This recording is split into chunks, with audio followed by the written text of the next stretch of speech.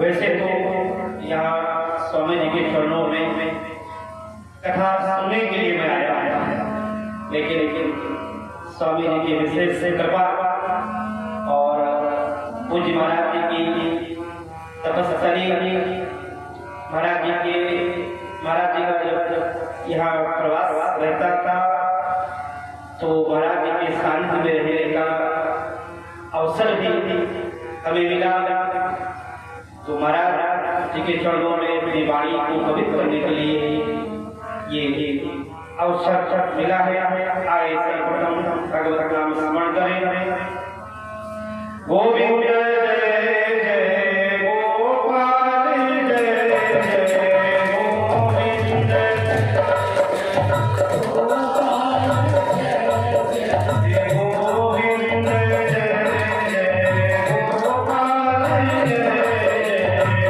गोविंद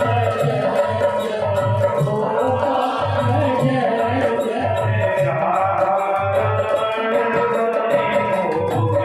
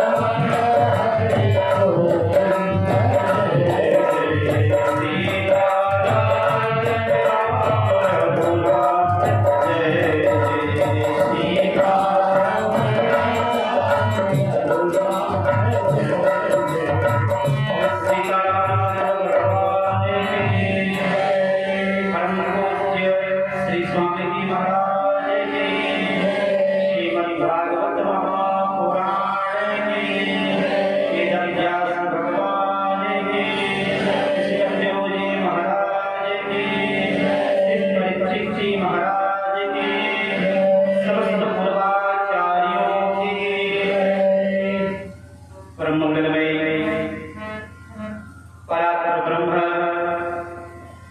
अखिल ब्रह्मांड नायक भगवान श्रीमन्नारायण सदस्य देव शक्ति देवी शक्ति व्यास आसन पे विराजमान परम पूज्य अनंत श्री विभूषित स्वनामधन्य पूज्य महाराज जी मुनि मंगल में संत समाज भक्ति स्वरूपा माता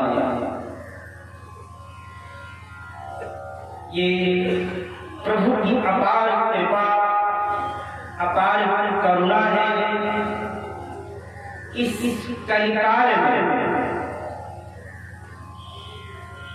अभी विगत 2 वर्षों से महामारी का प्रकोप ये मानो वास्तव में कलयुग ही तांडव कर रहा है।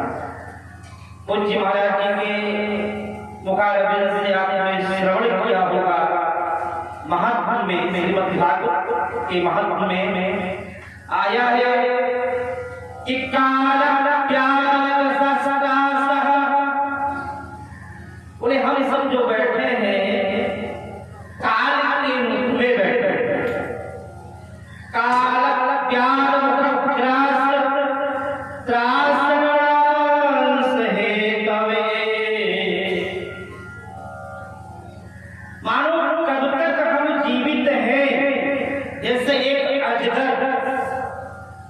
बैठा हुआ है उसका नीचे का प्राण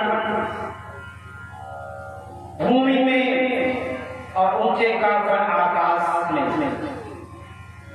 उसके मुख में हम सब बैठे हुए हैं और अब तक जीवित हैं जब तक वो अजगर अपने मुख को बंद न कर ले।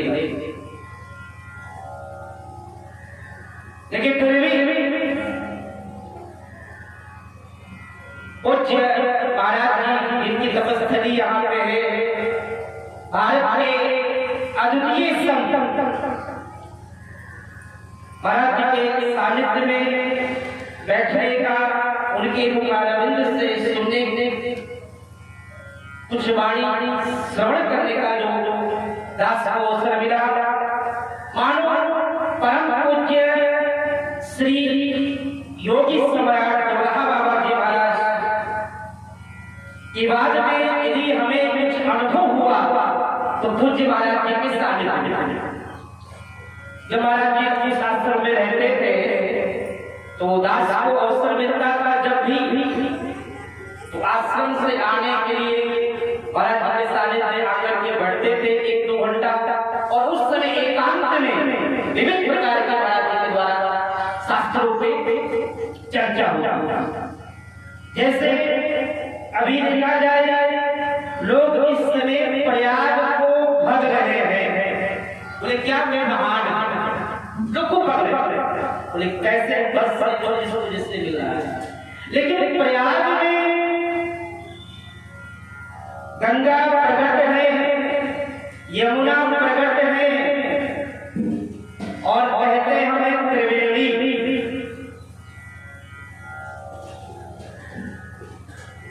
देव धनुष सभी लोग आकर के वहां पे स्नान करते हैं।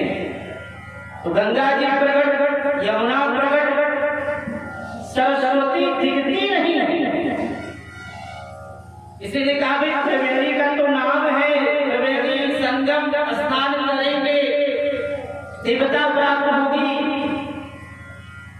लेकिन वास्तव में महापुरुषों ने चिंतन किया महापुरुषों ने एक नियम दिया।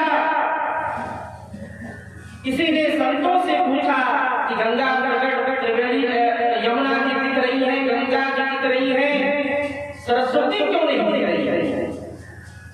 तो संतों ने कहा बड़ी बड़ी योगी जीवन मुक्त संत जो आते हैं उनके मुख से जो वाणी निकलती बनती है वही मिलकर के त्रिवेणी बन जाता है। तो यहाँ पे मानो हम प्रयाग आएंगे, वहां स्नान करेंगे, लेकिन मुनि मुनिगण में संत समाजू जो जग जंगम तीरथ राजू। और आज की कृपा से यहाँ पे ये सुलभ है। वहां का मुख्य विषय यही था कि धर्म निरूपण विविध विध वर्णन तत्व विभाग। विविध प्रकार से धर्म की चर्चा, वेदों की चर्चा, पुराणों की चर्चा, शास्त्रों की चर्चा, इनका मंथन होता और मंथन करके उसमें सार निकाला जाता है। सार क्या है? जैसे सभी पुराणों का सार भागवत महापुराण है, उसी प्रकार सभी संतों ने सार निकाला। सब संतन निर्णय कियो मध्य श्रुति पुराण इतिहास। सभी संतों ने निर्णय किया, वेदों का मंथन, पुराणों का मंथन, इतिहास का मंथन, दर्शन शास्त्र का मंथन, उपनिषद का मंथन। इनमें हम उलझ जाए तो वो तो प्रभु कृपा होती है, तभी कोई प्रभु का सानिध्य प्राप्त कर सकता है। यही प्रसंग पूज्य महाराज जी के माध्यम से आप श्रवण करेंगे। एकादश स्कंद में उद्धव जी महाराज आते हैं और भगवान के चरणों में प्रणत होकर के कहते हैं, प्रभु आपके मिलने का नियम क्या? आप कैसे मिले जाते हैं? क्या नियम है? तो प्रथम भगवान के मुख से शब्द निकलते हैं, नारोधति माम योगो। बोले योग योग माध्यम से प्रभु की प्राप्ति होती है। यम नियम आसन प्राणायाम प्रत्याहार ध्यान धारणा समाधि ये बताने वाले करने वाले ये युग ऐसा चल रहा है, ऐसा पर्यावरण दूषित है। तो बोले नारोधति अरोधति, हम कैसे उस वर्ण को पाए? तो बोले नारोधति माम योगो। योग के माध्यम से मैं नहीं मिलता। तो बोले फिर कैसे मिलते हैं? बोले नासांतरम धर्म एव चार। बोले शांति शास्त्र के माध्यम से उसमें दृष्टा बन करके कभी कोई समस्या हो तो दृष्टि के ऊपर चढ़ बैठते हैं। तो बोले उसमें भी तो बोले स्वाध्याय तपस्या हम स्वाध्याय करें और सारी डिग्रियां प्राप्त कर लें। तो बोले जब व्यक्ति पढ़ लेता है तो उसके पीछे एक अहंकार आ जाता है, ना स्वाध्याय तपस्या निष्काम पूर्ति रक्षण। फिर कैसे आप मिलते हैं?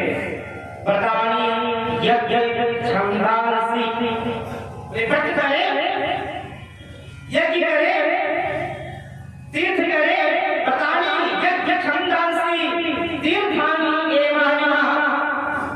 बोले ये सब करने से कोई निश्चित नहीं है कि मैं मिल ही जाऊंगा। ते पुनः कालेगा जहां पे श्रीमद् भागवत महापुराण का उद्गम हुआ, परम पवित्र पावन नैमिषारण्य क्षेत्र। आप मध्य में बैठे हैं, इधर 100 किलोमीटर पे अयोध्या और पश्चिम में जाए तो नैमिषारण्य। अष्टवैकुंठ में से एक वैकुंठ है, परम पवित्र। वहां पे 88,000 ऋषि बैठे हुए कीर्तन कर रहे हैं।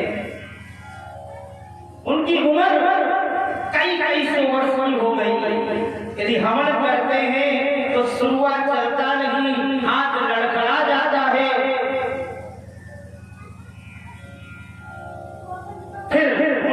मध्य में परम पूज्य श्री सूत जी महाराज का आगमन होता है और उनके माध्यम से श्रीमद् भागवत महापुराण का निरूपण होता है। वास्तव में देखा जाए श्रीमद् भागवत महापुराण, इसमें हम सहज तरीके से कैसे भगवान को प्राप्त करें,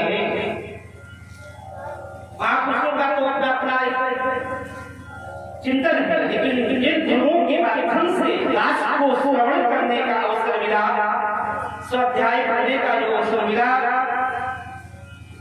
पूज्य सोनाम धन्य अयोध्या के गोवर्धन विद्वान आचार्य कृपा शंकर जी के द्वारा दास को जो प्राप्त हुआ, वहां विप्र जी महाराज जी कहते थे कि सहज तरीके से भगवान कैसे मिल जाए।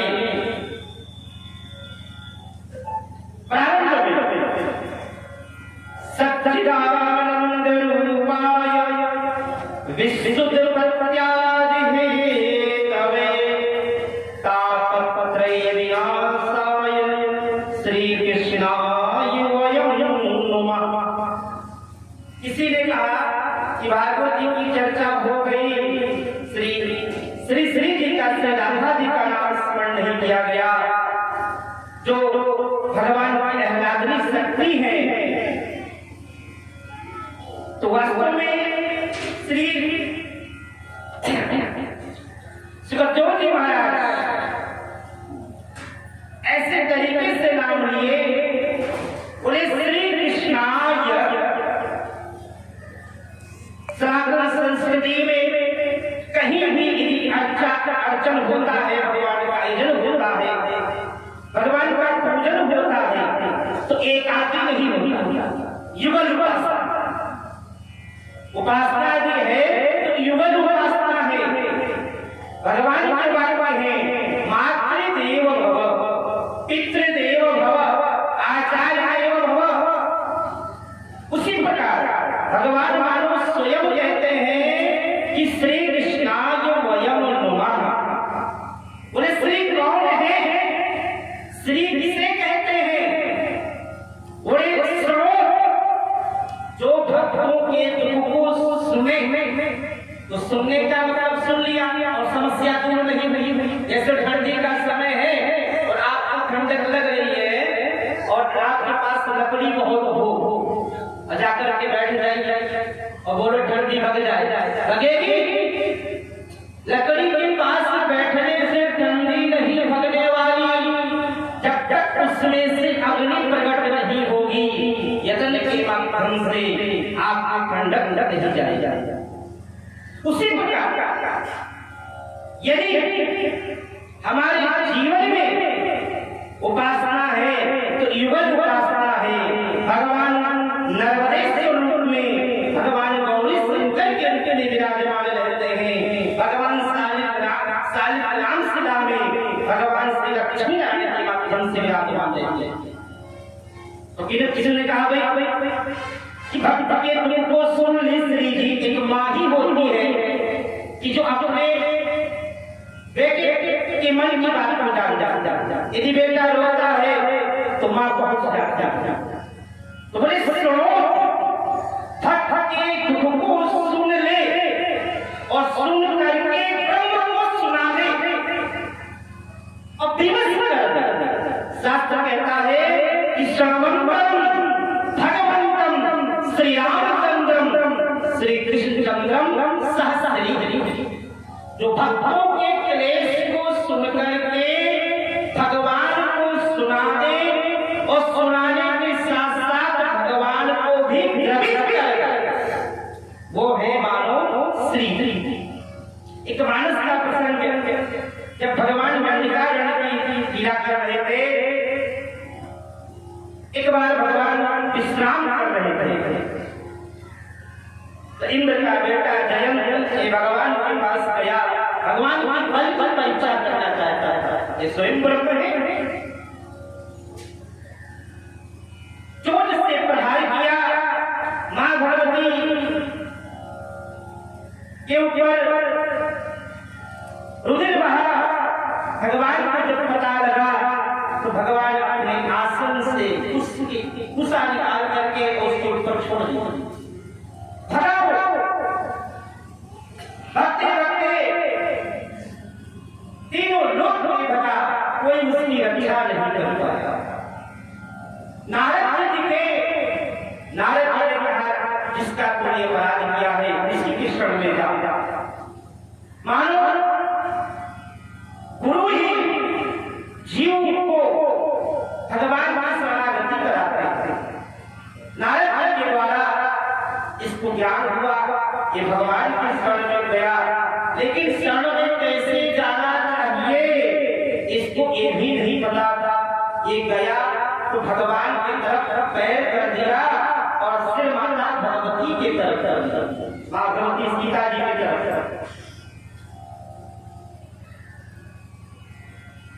मां भगवती द्रवित हो गई, द्रवित होकर के उसको उठा करके उसके सिर को उठा करके भगवान की गोद में डाल देते हैं। प्रभु इसकी कृपा करो। किसी ने कहा ये अपराध किया था सीता जी का,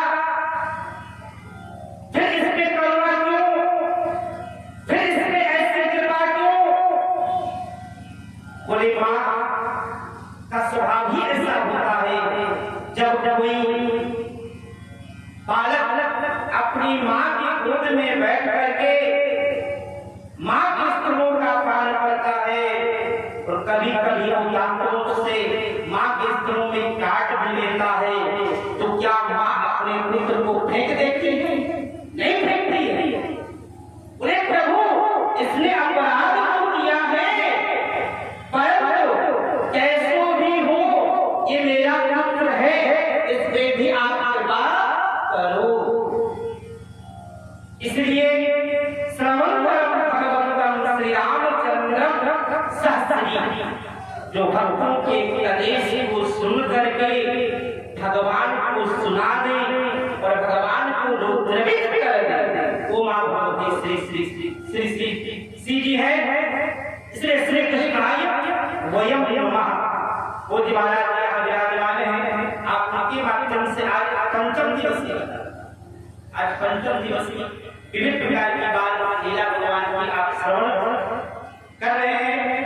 वास्तविक भागवत सार है। आज सप्तम दिवस है, तो भागवत सभी ग्रंथों का सार है। भागवत में आया है हाथ में ही कि धर्मं भजस्य सततं त्यज लोक धर्मं। बोले धर्मं भजस्य सततं त्यज लोक धर्मं, लोक धर्म का परित्याग करके हम धर्म को भजे। धर्मं भजस्य सततं त्यज लोक धर्मं, सेवस्य साध पुरुषस्य चहिताम निष्ठा। बड़े महापुरुषों के सानिध्य में रह करके जो हमारे में नाना प्रकार के विकार हैं, उनकी सेवा शुश्रूषा करके वो अपने आप नष्ट हो जाते हैं। अन्यस्य दोष गुण चिंतनमासमुक्त्वा, उन्हें किसी का गुण भी चिंतन न हो और किसी का दोष भी चिंतन न हो।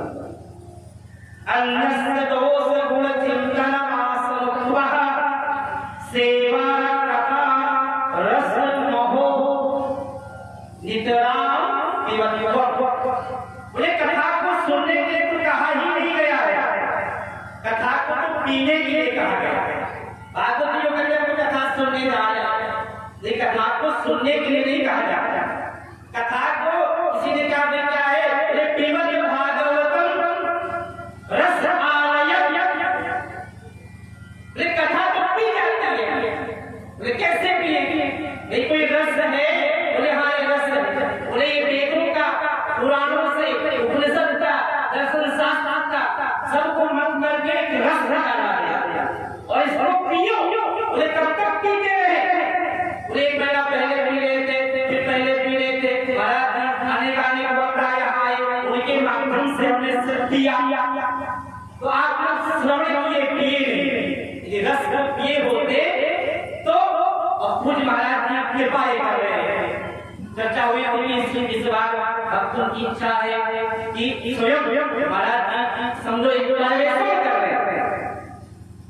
तो श्रीमद् भागवतम रसकालयम बोले मोक्ष पर्यंतम जब तक भगवान श्याम सुंदर नंदन ये आकर के न कह दे कि तू मेरा है और मैं तेरा हूं तब तक इसको जीते नहीं अभिवाह किए इस संसार में आदिपद है।